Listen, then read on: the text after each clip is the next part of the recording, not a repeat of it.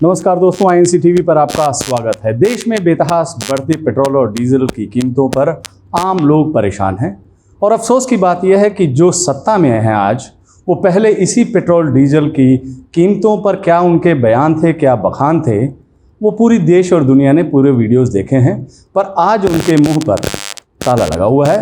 अफसोस की ये बात है कि ये जो तेल के दाम है, ये लगातार कई महीनों से 100 रुपये से ज़्यादा है। इसको ज़्यादा समझने के लिए गहराई को, इसके जो दाम बढ़े हुए हैं, इसको गहराई से समझने के लिए हम चलते हैं। विनीत पुनिया जी हैं जिन्होंने काफ़ी रिसर्च किया हो इसके ऊपर, ढेर सारे पेपर्स पे रिसर्च करते रहते हैं पेट्रोल और डीजल की कीमतों के ऊपर कि कैसे बढ़ा, क्यों बढ़ा। हमारे कांग्रेस के मीडिया सेल के सचिव हैं, उनसे जानते हैं। विनीत जी, ये कई महीनों से 100 रुपये का पेट्रोल का दाम बढ़ता जा रहा है। कांग्रेस ने प्रदर्शन भी किया, हमने आपको चंडीगढ़ में भी देखा, लेकिन सरकार जो है वो चुप है बिल्कुल। जनता ये जानना चाहती है कि क्या कारण है कि ये 100 रुपये बढ़ गया। एक लेमैन ये जानना चाहता है कि ये 100 रुपये बढ़ कैसे गया है।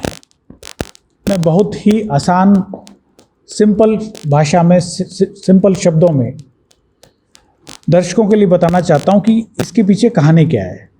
जो पेट्रोल और डीजल है, ये मूलतः बनता है क्रूड ऑयल से।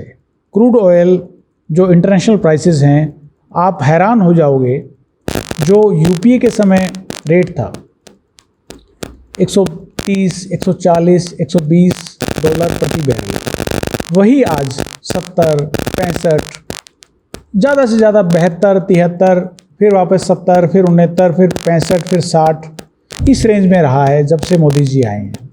लेकिन जो यूपीए की सरकार 140 डॉलर में प्रति बैरल खरीद कर जो रेट देती थी, जिस पे पेट्रोल डीजल मिलता था, आज उससे हम कहीं ज़्यादा पेट्रोल और डीजल हम खरीद रहे हैं।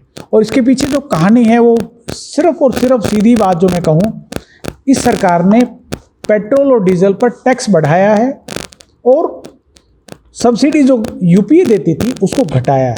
बहुत ही आसान, दोबारा मैं रिपीट कर रहा हूँ।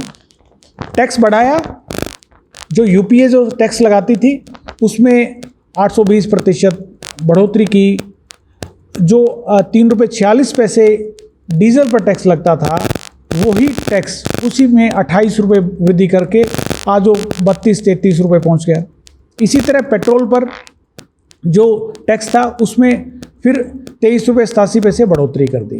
और जो सब्सिडी गवर्नमेंट ऑफ इंडिया देती थी जो डीजल पर, खास तौर पर पेट्रोल पर, उसको इस सरकार ने ना केवल ख़त्म कर दिया है, उसको लगभग मैं कहूँगा कि जो आखिरी सरकार थी, मैं आंकड़ों की बात करूँगा, और मैं यूपीए के टाइम में जो सब्सिडी मिलती थी और इस वक्त सब्सिडी का क्या हाल है, मैं आपको वो बिल्कुल आंकड़ों के साथ बताऊंगा और दर्शक देख भी सकते हैं। मेरे हाथ में एक कागज़ है, ये पीपीएसी जो हमारा डिवीज़न है उनका कागज़ है, उनका ऑफिशियल, उनकी वेबसाइट से डाउनलोड किया हुआ कागज़ है। आप इसको ध्यान से देखिए। मैंने जो अंडरलाइन किया है, आपको 1,65,000, 1,45,000 करोड़ जो दिख रहा है, वो यूपीए के सरकार में, यूपीए के समय 1,47,000 करोड़ था 2013-14 में, 1,64,000 करोड़ था 12-13 में, और 11-12 में था 1,42,083 करोड़। ये था सब्सिडी जो गवर्नमेंट ऑफ इंडिया देती थी पेट्रोल, डीजल, एलपीजी पर, जो कि आज क्या है, आप हैरान हो जाओगे।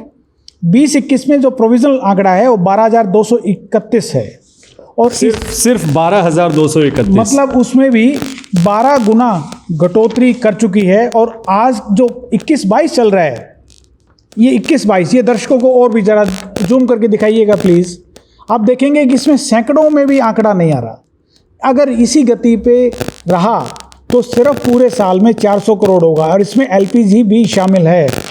अगर 108 crore total under recovery on petrol products and natural gas, सिर्फ 108 करोड़ है क्वार्टर वन का अगर आप 108 करोड़ दे रहे हैं तो 4 क्वार्टर्स होते हैं एक साल में, तो 400 करोड़। तो ये सरकार डबल मार कर रही है। एक तरफ टैक्स बढ़ाती है, सब्सिडी खत्म करती है। लेकिन पेट्रोल पंप पे तो मोदी जी की बड़ी बड़ी तस्वीरें लगती है सबसे, और जब स्पीच देते हैं तो वो सब्सिडी की बड़ी बड़ी बातें करते हैं। कागज़ कुछ और बोल रहे हैं। कागज़ सच बोलते हैं, और लेकिन हमारा जो गोदी मीडिया है वो सच दिखाता नहीं है। मैं एक बात जोड़ना चाहता हूँ, जिस तरह से मीडिया ने आत्मसमर्पण कर दिया सरकार के सामने, उसका सबसे बड़ा खामियाजा देश की जनता को भुगतना पड़ रहा है। देश क्योंकि जनता समझ नहीं पा रही है कि ये हुआ क्या है। जनता नहीं समझ पा रही, जनता को बताने नहीं दिया जाता, और सरकार उसी घमंड में, क्योंकि कोई नहीं बताएगा इसलिए हम जो बोलेंगे वही सच साबित होगा, उसी को लोग सच मान लेंगे और सच मान भी लेते हैं। एक और इम्पॉर्टेंट बात है, देखिए आज डीजल पेट्रोल का दाम क्या होना चाहिए। जिस तरह से आपने क्रूड ऑयल का आपने बताया कि क्रूड ऑयल यूपीए के टाइम में क्या था, आज कितना निम्न स्तर पर गया हुआ, कम पे गया है, लेकिन फिर भी पेट्रोल डीजल के दाम ज़्यादा हैं। तो आज वैसे आपके अंदाज़ा, आप रिसर्च बहुत अच्छा करते हैं, तकरीबन कितना पेट्रोल डीजल का रेट होना चाहिए? देखिए, अगर सरकार, कोई भी सरकार रहती, अगर यूपीए की सरकार रहती, मैं ये नहीं कहना चाहता कि क्या होना चाहिए, मैं इसको इस तरह से कहना चाहता हूँ कि अगर आज यूपीए की सरकार होती और यूपीए की तरह ही टैक्स रहा होता, अगर वैसा ही टैक्स रहा होता, तो आज जो पेट्रोल और डीजल जो भी आज रेट है उसका कम से कम 60% कम होता, आधे से कम होता। और ये कितनी राहत की बात होती कि पेट्रोल आज 50 रुपये बिक रहा होता, 50 से भी कम बिक रहा होता, डीजल 40 रुपये बिक रहा होता। और मैं आपको एक आंकड़ा बताना चाहता हूँ, जो आपने रेफरेंस दिया था कि कितना टैक्स लिया, आप इससे अंदाज़ा लगाइए। ये एक इम्पोर्टेंट टैक्स मैं आपको टेबल बताना चाहता हूँ। इस साल 4,53,812 करोड़, 4,54,000 करोड़ इस सरकार ने टैक्स हमसे वसूला है। और जो यूपीए की सरकार थी वो सिर्फ टैक्स वसूलती थी 1.5 लाख करोड़ के आसपास।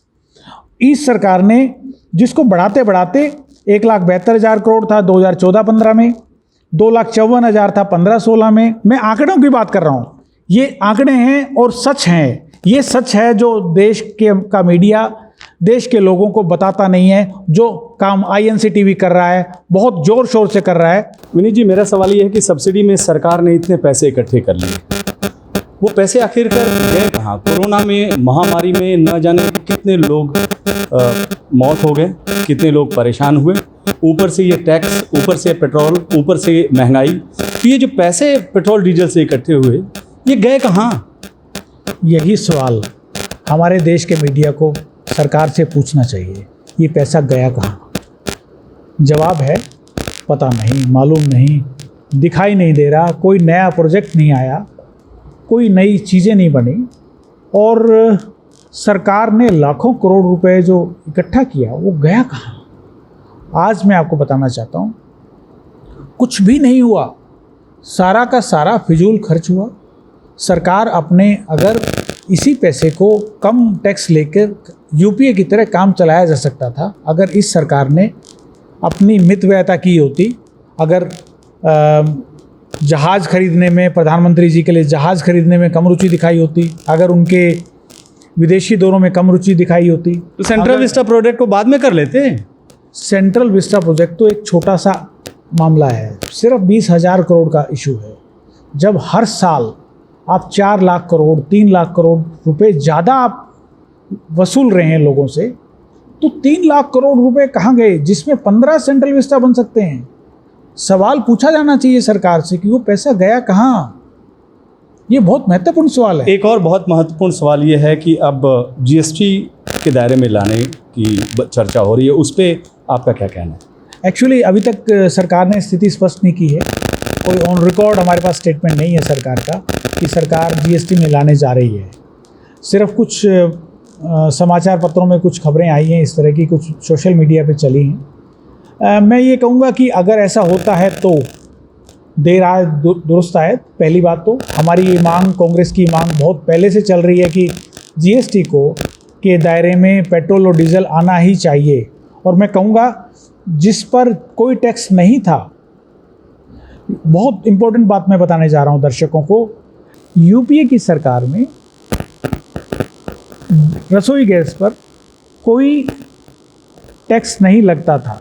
यूपीए की सरकार में खाद पर, बीज पर, पेस्टिसाइड्स पर, जो किसान के उपयोग की चीज़ें हैं उन पर टैक्स नहीं लगता था, उनको इन्होंने GST लगा दिया।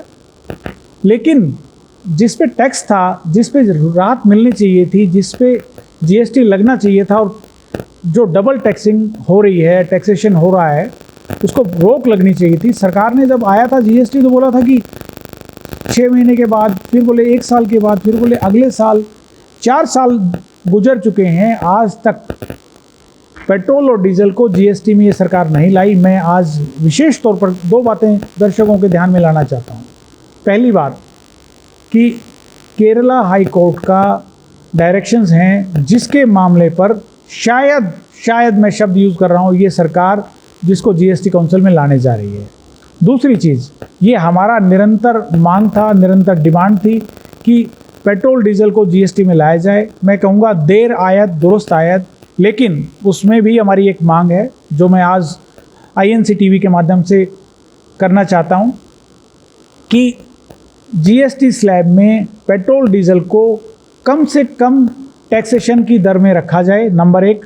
नंबर 2, राज्य सरकारों को जिनके ऊपर डबल मार पड़ी है इस सरकार के दौरान, जिन्होंने सारा कोविड का बोझ अकेले सहन किया, केंद्र सरकार ने उनकी कोई सहायता नहीं की, और वो सब की सरकारें हैं। कांग्रेस के तो सिर्फ 3 या 4 राज्यों में सरकारें हैं और हमारे सहयोगियों की सरकारें हैं, लेकिन बाकी प्रदेशों में, बहुत प्रदेशों में बीजेपी की सरकारें हैं। हम कहते हैं कि सभी प्रदेशों को जो भी इससे बोझ पड़े उसको केंद्र सरकार ने वहन करना चाहिए, उनको सहायता करनी चाहिए।